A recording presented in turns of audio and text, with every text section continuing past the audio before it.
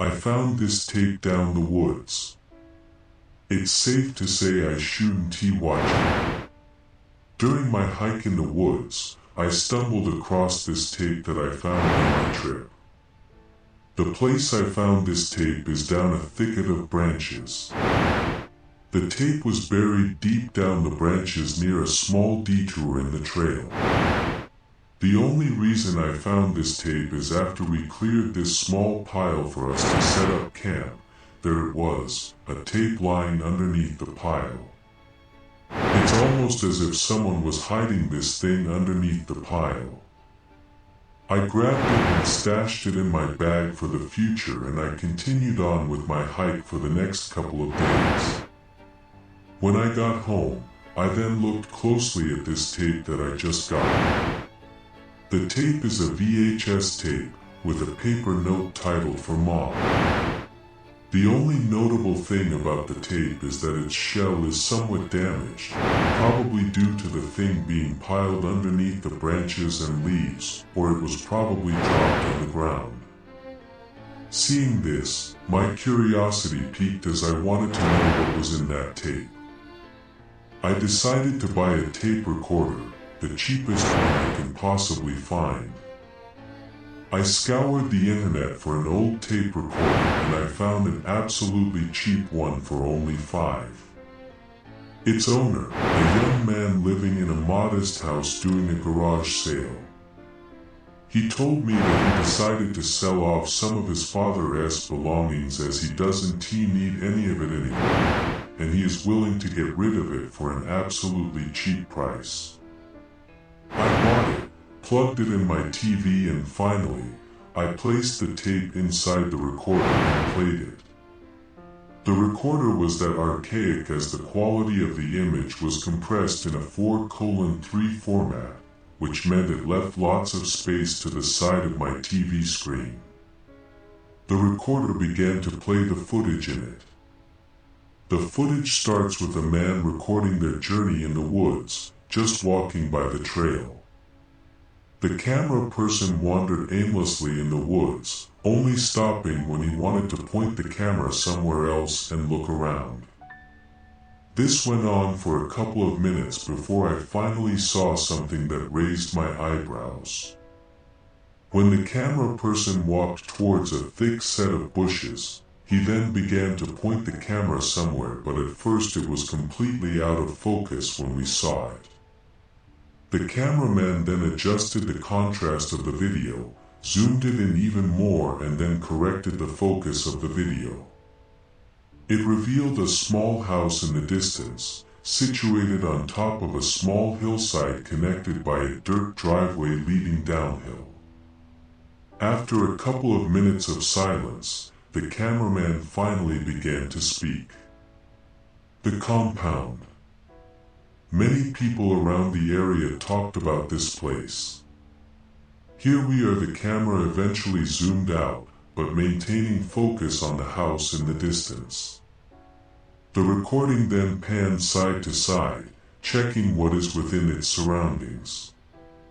On the left side of the property is dense forest, with parts of the dirt road extending deep within the tree line.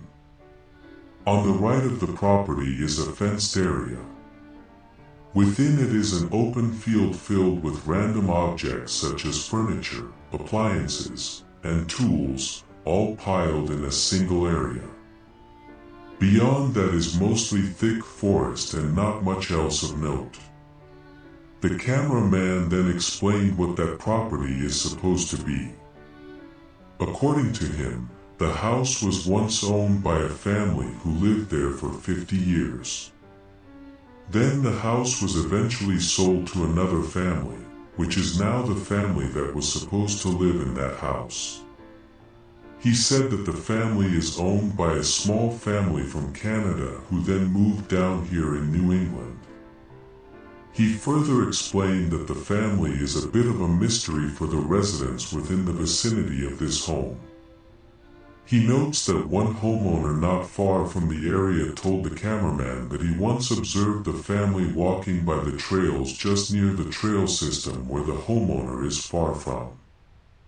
He claimed that the father of the family was talking about something, one where he noted that the mother looked at the father blank-eyed, almost as if he said something he shouldn't. The children, however, were none the wiser as they strolled the wooded area, oblivious to what is being talked about by the parents. He then told another story. This one is that of another homeowner living next to a lake that he was hunting for deer one cold morning when he saw in the reticle of the man's rifle scope the family strolling. The hunter, of course, did not pay any attention to the family when he first saw them strolling by the woods. Minutes passed when he veered back at the family once more and he saw a harrowing sight on him. The cameraman can only describe this account as the man saw the family gaze at the hunter's general direction, prompting the man to aim the rifle clearly and see what they will do. The accounts, of course, aren't really out of the ordinary, contrary to what the cameraman has to say about this matter. That changed for the worse when he began detailing the third account of this family. He then retold the account of a hiker who was walking through the wooded area nearby.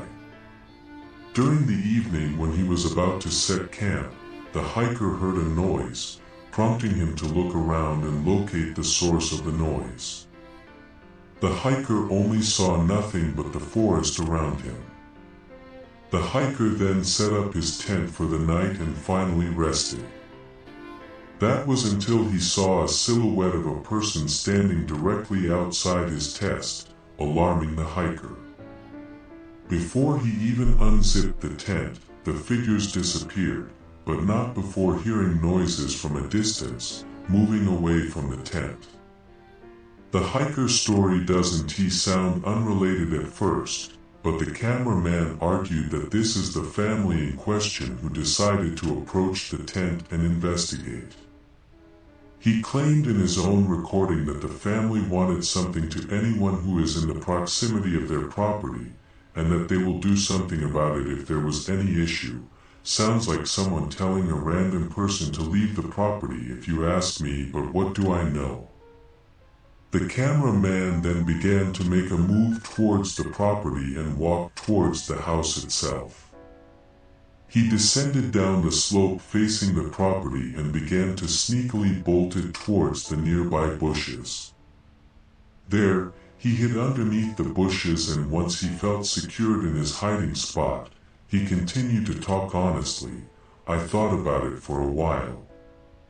When I heard about the gossip about this property, my conclusion was that there was a family of doomsday preppers making it known that they are going to hide and they will do it against the will of the world. Now looking closely at it, no, it's something much more than meets the eye. Whatever this family is hiding, I must know what it is. The cameraman eventually began to sneak closer and closer to the house, trying as hard as he could to not to make loud noise during his trek. Eventually, he found himself standing next to a closed window. He raised the camera higher towards the window. The camera is now pointing at the interior of the house. As the camera pans side to side, showing me the interior of the house, I see that the house that he was recording is empty. Sure, the kitchen furniture like cabinets and the tabletop is there, but there was no fridge, no stove, none of that in the kitchen at all. The cameraman, of course, did not see what the camera was showing me, which means that when I saw a shadowy figure standing in the far end of the house within the darker spots of the house, the cameraman did not even see it at all. The camera eventually pointed back outside, first to the ground and eventually the legs of the cameraman. Okay, this is the house of the family. I'm going to see what's in there first before I get in. The cameraman then stood up and peeked through the window. As expected, the cameraman was confused at the sight I saw prior when I heard him mutter, "Where the hell is the furniture of this place?" He then gets an even clearer view of the interior. Strange, there is nothing inside this place, he muttered, barely audible within the tape itself. The cameraman eventually,